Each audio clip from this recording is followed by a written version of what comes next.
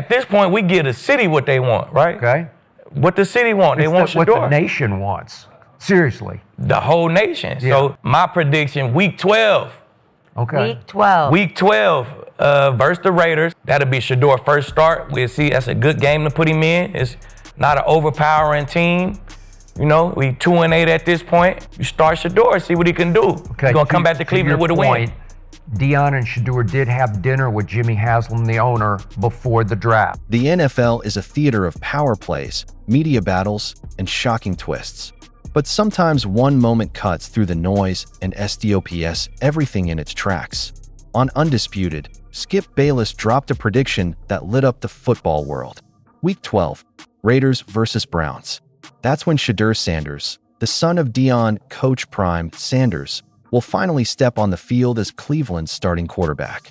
Not in preseason hype, not in garbage time, not on the scout team, but under the lights, with the entire league watching. It's probably some circumstances behind it. If he knows everything or is talking to people, and he passed up on Philly and Baltimore, right? Well, he didn't pass up. He let Shedeur make his own decisions, True. man. I talked to Prime And then you end FaceTime. up, if he talked to the Browns and he's like, okay, they weren't planning on sitting, and then Shedeur gets listed as QB4. But he knew at this point. He knew that? Yeah, he knew that. At this point, bro, it's free agency time now. It's 5th round. Teams are on my phone. It's free agency time now. Where you want to go, where you feel like you can go take a job at. You know what I'm saying? And that's the decision. Shedeur made that decision himself. He let Shedeur make his own decisions. You know what I'm saying? Shedeur made that decision. He felt like he can go to Cleveland and earn something there. He didn't feel like he can go to Philly and take Hurt's spot. He didn't feel like he can go to the Ravens and take Lamar's spot. This isn't just a prediction. It's a shot fired at the Browns organization. It's a timeline for a quarterback controversy. And it's a warning that Cleveland may not be able to hold Shedeur back for much longer. Let's break it down. Let's unpack why Skip believes Week 12 is the moment. Let's examine the battles inside the Browns locker room, the role of Deion Sanders behind the scenes, and what this means for the future of the NFL. From the start, Shedeur Sanders entered Cleveland with the odds stacked against him. Drafted in the 5th round, shoved into a quarterback room full of veterans and rookies, and treated more like an afterthought than a franchise savior. Why Shedeur Sanders dropped like a rock in the draft and ended up going in the 5th round with the Cleveland Browns, where he's now splitting scout team duties with Bailey Zapp. Kevin Stefanski, the Browns head coach, has made no secret of his preferences. He leans on Joe Flacco. He trusts Dillon Gabriel, the rookie drafted 50 picks ahead of Shedeur. He even values Bailey Zapp, who is parked on the practice squad, but viewed as a ready fallback option. So where does that leave Shedeur? According to Skip, at QB3 or even QB4, far away from the first team, not developing, and not being given a fair opportunity. That's not just frustrating. That's dangerous for a young quarterback who was born and raised to lead. And this is where the tension begins. Skip didn't just throw out a random date. He zeroed in on Week 12 against the Raiders for a reason. By that point, he argues the Browns will be buried. Joe Flacco will likely be worn down. Dillon Gabriel will have struggled against tough opponents. Cleveland could realistically be sitting at 2-8, their season already lost, their fans restless, their city demanding a change. And when desperation sets in, ownership takes control. Jimmy Haslam, the Browns' powerful owner, is known for making bold, sometimes rash moves. He's already tied to Shedeur. Remember, Deion and Shedeur had dinner with him before the draft. And if the season collapses, Skip believes Haslam will step in and demand Shedeur get a chance. Week 12, Raiders, a beatable team, the perfect stage for a new era. One of the sharpest points he made was about Joe Flacco. Yes, Flacco has experience. Yes, he threw a key pass to set up a field goal. But let's be real, that's not sustainable. Against elite defenses, Flacco looks like a relic of another era. He can manage a game, but he cannot ignite an offense. Cleveland beat the Packers because of their defense, not their quarterback. They're number 1 in yards allowed, number 1 in rushing yards allowed. This team is built on defense and running the ball, not on Flacco's arm. So what happens when the defense keeps them in games, but the offense can't score? What happens when fans look around and see Shedeur, a quarterback with star power, sitting on the bench while the team sputters? Pressure builds. Narratives shift. Flacco's leash gets shorter by the week. Then comes Dillon Gabriel. Stefanski loves him. The front office drafted him 50 slots before Shedeur. They see him as the safer rookie option. But Skip predicts Gabriel will flop.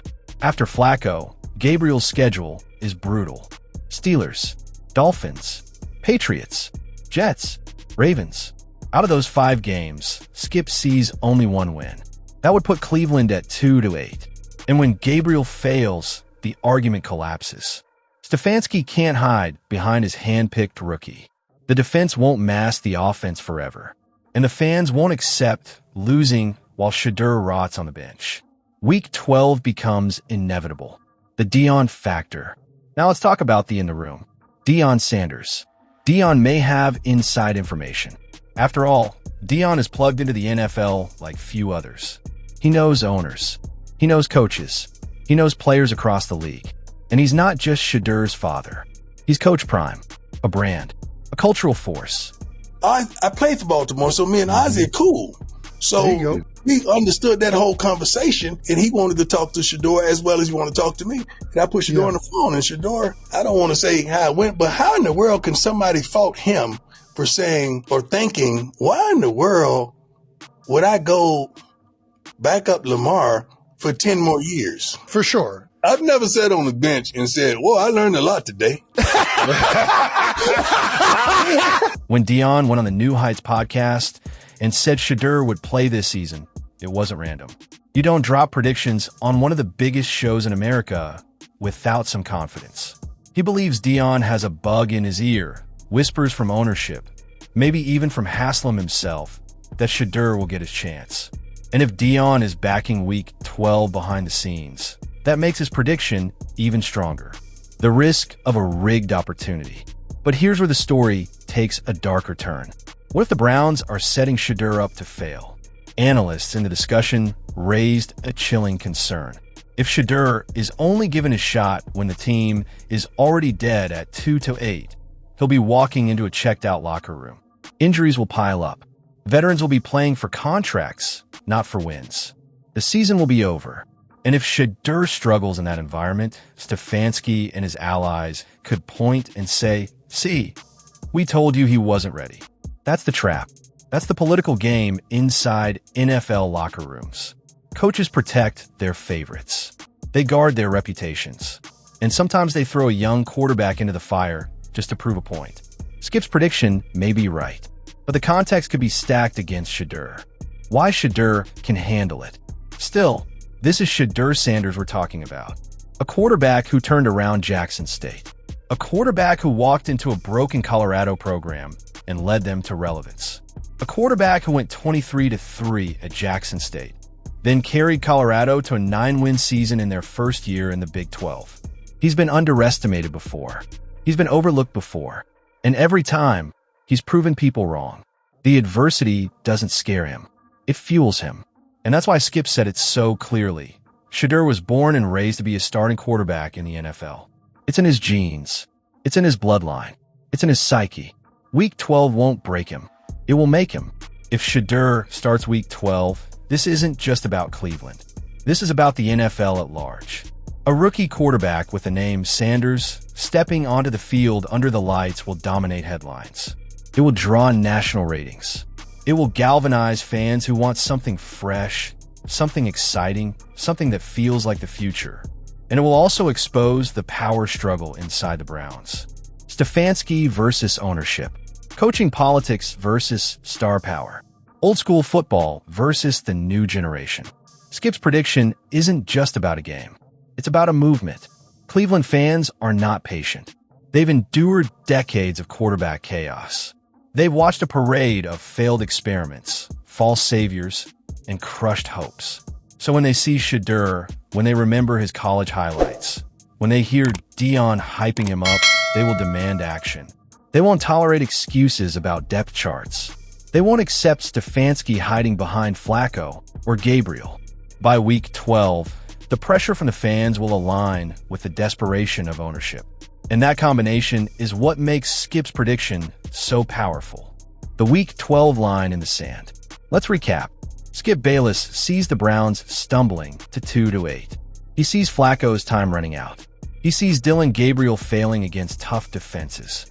He sees ownership stepping in to save the season, or at least save face. And in that moment, against the Raiders in Week 12, Shedeur Sanders finally takes the field as Cleveland's starting quarterback. It won't be smooth. It won't be safe. It may even be a setup, but it will be Shedeur's chance to show the world what he was born to do. This is more than a prediction. It's a prophecy. And if Skip Bayless is right, Week 12 could mark the beginning of a new era in the NFL. Shedeur Sanders. The name, the brand, the quarterback. Week 12. Raiders. Browns. History in the making.